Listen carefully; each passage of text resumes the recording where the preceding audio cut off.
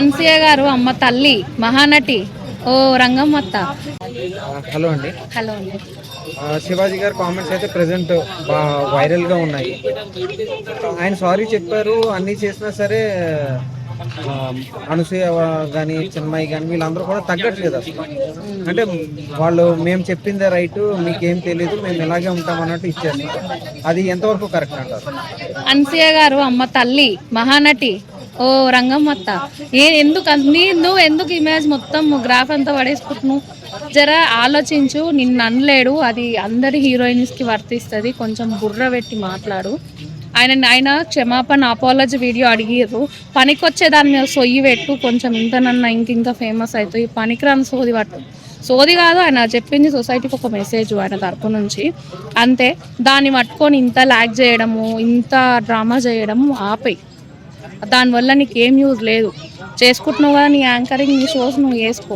ఇది ఇంతటితో ఆపేయి.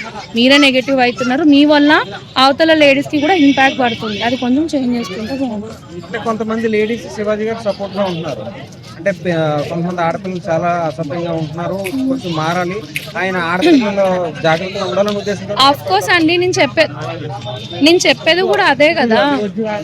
ఆ శివాజీ గారికి కొంతమంది కాదు, ఆల్మోస్ట్ 99.19% ఆయనకే ఏదో ఒక్క 1% మాత్రమే లేరు. అది 1% కూడా ఏదో ఒక్క 0.00% మాత్రమే. అది కూడా ఎవరు? ఈ చిన్మయ్ గారు, ఈ శ్రావంతి చోప్రా, ఈ అంశ ఎవరైతే ఉన్నారో వీళ్ళు మాత్రమే ఉన్నారు.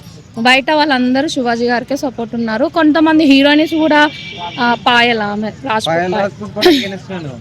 యా ఆమె మీ గురించి చెప్పిండమ్మా. నువ్వు ఏ డ్రెస్ వేసుకుంటా ఆయనకేంది, ఒక అన్నలా ఒక మంచి ఒక ఇంటెన్షన్తో చెప్పినప్పుడు అది మీరు తీసుకోవాలా.